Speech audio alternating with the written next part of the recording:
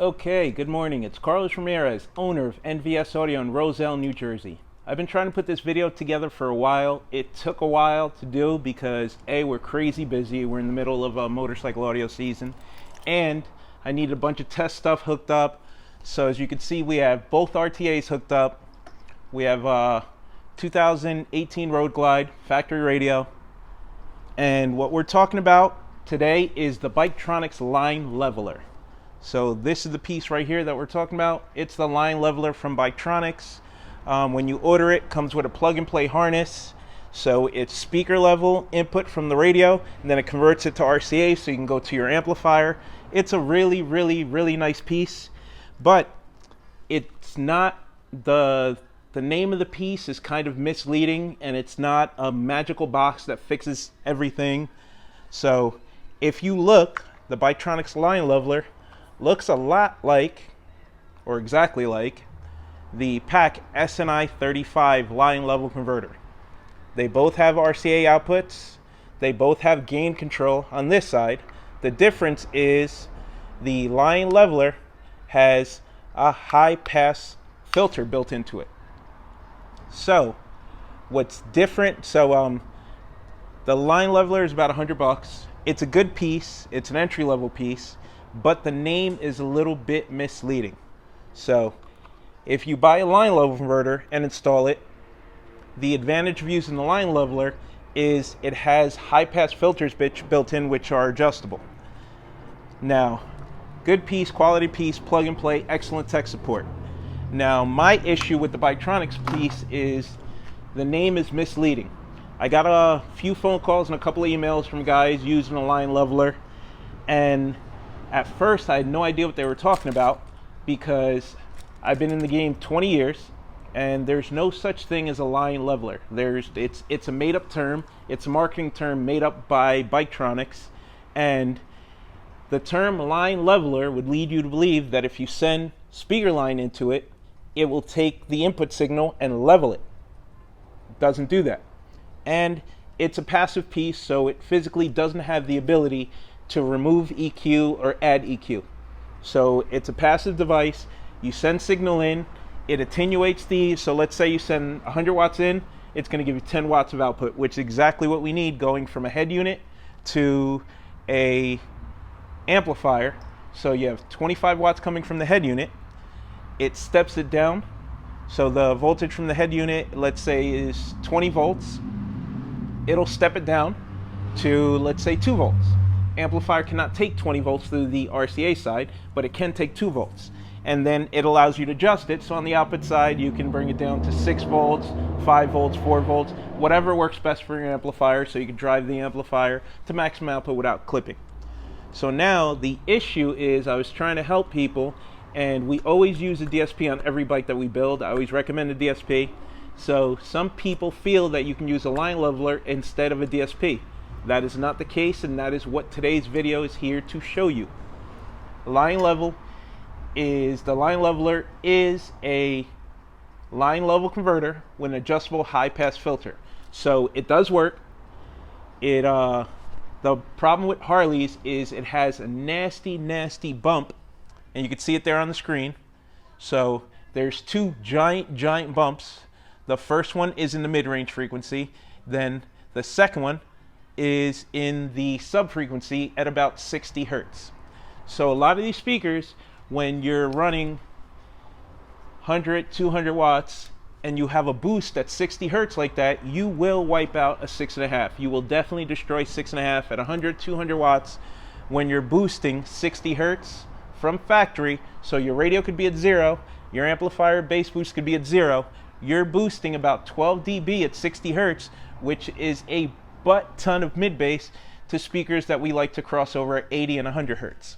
So what the line leveler does is it allows you to adjust the high pass filter on the input signal. So the bottom RTA is speaker level coming in before the line leveler.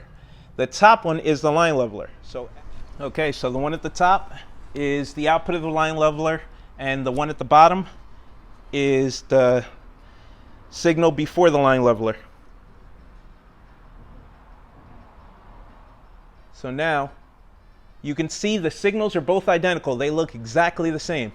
So as I adjust the line leveler, what it's doing is taking out bass on the bottom end. So where we had that 12 dB peak at 60 hertz, it's bringing it down so you have less energy at that frequency.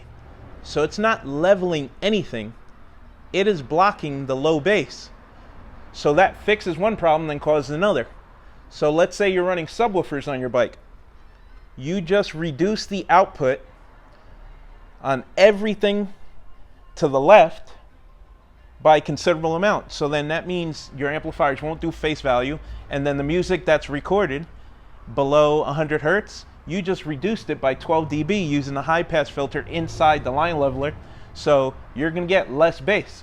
So this is good for, let's say, a 4-speaker setup, 4-channel amp, small power, simple install, plug and play.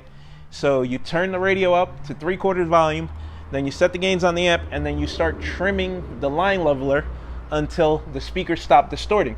So you got decent sound, you're not going to blow up your speakers, but you didn't fix anything. The graph on the bottom matches the graph on top, so the same factory EQ'd signal that was going in is coming out.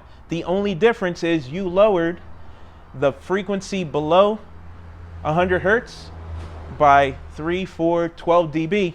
Now the other problem with that is you didn't just bring down 60 hertz, you brought everything down. So everything on this side. So as you can see, this is the line leveler, and this is the signal coming in unfixed.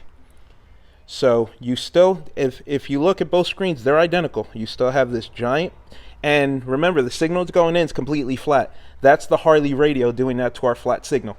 That's exactly why you need a flash. That's exactly why you need a DSP. So if you notice, both these signals match. The only difference is this one's higher and this one's lower, because the line leveler and line level converter steps down the voltage. But if you notice, the wave is the same. So at 2K, we have almost nothing. At 2K, we're completely off the screen, which means it's down here somewhere. And then that giant bump that we had over here at 60 hertz, see how it's at the top of the screen? Here it's gone because it's all the way down here. But the problem is, we also brought down all this. So all this information, so we had 315, 200, 160 hertz, all that information is now attenuated and reduced. So now 60 hertz is off the screen. 80 hertz is barely there, 125, it's all below the line, and we still have a giant ton of energy up here. So we have nothing here, we have too much up here. So this is the line leveler signal fixed, and this is the signal before. So all it did was take this and bring it down, and you could see it here on the screen, because these two are identical, all matches. The only difference is here, since we're applying the high pass filter, it starts bringing the bass down and bringing everything here. As we adjust, it's going to bring it down, down, down, down, down. We can keep adjusting until all the bass is gone and we're only left with this. But it's a band-aid. It didn't fix the signal. It didn't level the signal. All it did was took out some of the bass on the low end. So it's basically a bass blocker and a line level converter built into one. So it's still, the signal is not fixed. Still have messed up EQ'd signal going in, and it's not fixed. So the Biketronics Line leveler is a good piece. It's nothing we would ever use at my shop because we use a DSP on every bike, and then we can get the signal a lot better than that, and I'm going to show you that in a second.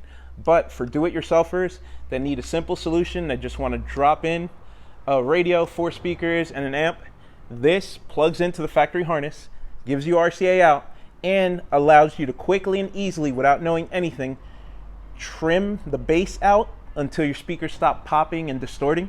So it's a really quick do-it-yourself solution.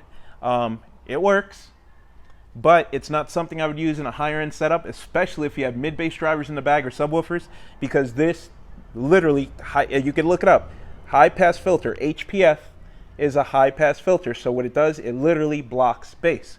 So the higher you turn it up, the more bass that you lose. So on the low bass, if you're not running subs and you're not running mid-bass drivers and you only have 4 speakers and you want them to play below 80 hertz anyway, this will work. You still have to deal with the factory EQ on the top end because it's boosted, and then you have almost nothing at 2000 hertz, but this will block the bass below 60 hertz, below 80 hertz, below 100 hertz. So if that'll work in your setup, then you could use it. Now let me show you why DSPs are so important.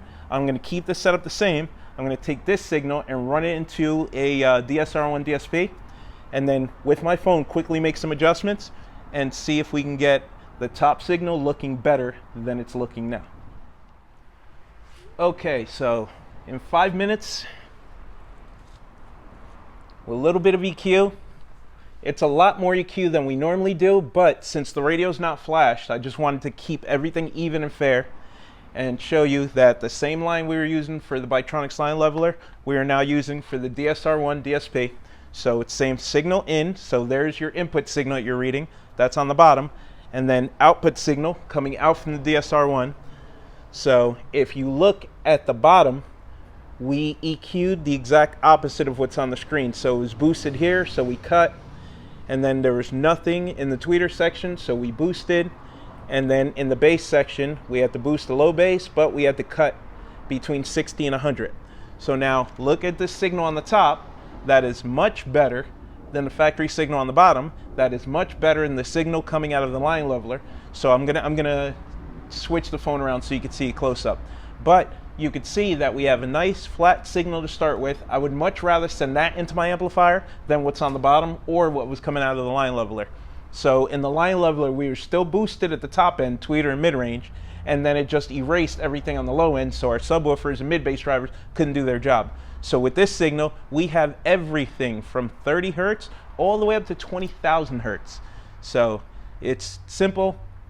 Line leveler is a nice piece, but it's not a magic box. It's really a band-aid. It's fine for a low-power 4-speaker setup, but if you're doing anything better, you definitely need better signal to work with. Let me walk you over there and show you. All right, just want to show you there's no tricks going on. So there's the input directly coming off the factory radio. There's the input to the DSP. We only have one channel hooked up and one channel hooked up on the output side. And there's the connector going to our RTA. So the top is the signal that DSR1 fixed, and the bottom is the signal coming straight out of the radio with pink noise going in. The track going in is supposed to be flat all the way across. So if you look on the screen of the radio, you're going to see that it's pink noise. So the bottom is factory signal, the top is our DSR1 signal. So obviously it's much better. Now I'm going to go in and I'm going to erase the EQ. So I'm going to unfix it so you can see it. The signal is going to go back. Would you like to erase? Yes, I want to erase. And our signal is once again messed up. See that? So this is exactly why you need a DSP. Okay, in closing, the Biketronics Line leveler is a really good piece. I see a lot of value in it because the SNI 35 is about $30. And that's all you get. Line level inverter, doesn't fix anything, no high pass filter, doesn't block bass. The Beltronics piece is $100. Comes with plug and play Harley connectors. So it's direct plug and play, RCAs to your amplifier. There's definitely value in this piece. For $99, you get a piece that can block the bass and keep you from destroying your 6.5s. It's a simple plug and play solution that plugs into your factory speaker harness, and then the output of your amplifier goes directly to the speakers, and the RCA from here go to your amp. Very simple piece, $99. A lot of value in a $99 piece that's plug and play, and really good solution for 4-speaker bike, small amplifier. If you have inexpensive speakers that can't play below 100 hertz, 80 hertz anyway, it's a good solution if you don't mind the factory EQ curve at the top, which is really loud and you can't really control. You could try and trim it with the radio. Now at $300, you have a much better solution. It gives you more flexibility. Then depending on where you buy it from, because if you buy this from American Hard Bags, they also offer it in a plug and play kit, which comes with these same speaker adapters, load resistors built in, so you can plug it into the factory harness. It has plug-in harness that gets power and accessory from the factory plugs, and then you just run RCAs to your amplifiers. So That's I believe it's like $400 through American Hard Bags, either 400 or 500, and that makes the DSR1 a plug-and-play solution. Or you could just hardwire it and you just have to pay for the parts. But at a minimum, this is what we use here at the shop. We have 3 or 4 different DSPs. This is our entry-level stage 1 DSP that we use, and I just proved to you on the screen how you can fix and clean the factory signal properly with this. I also recommend a radio flash, because when you flash the radio, the input signal is not perfect, but it's a lot better. It removes a lot of the factory EQ, so then this has to do less work. So the processor power in this, you can use more of it to tailor it to your sound and what you need, instead of using half the power in this to fight the factory EQ. So Biketronics Line leveler, this is definitely not a negative review. This is an awesome piece, really good piece. For $99, you're not going to find a better solution. But if you're building a serious audio setup, you're going to need something a little bit better, something that doesn't choke off the bass. You're going to need something like this, or a Hertz H DSP, or a gel audio fix or tweak, just anything that allows you to fine tune. So hope this is helpful. Let me get back to work.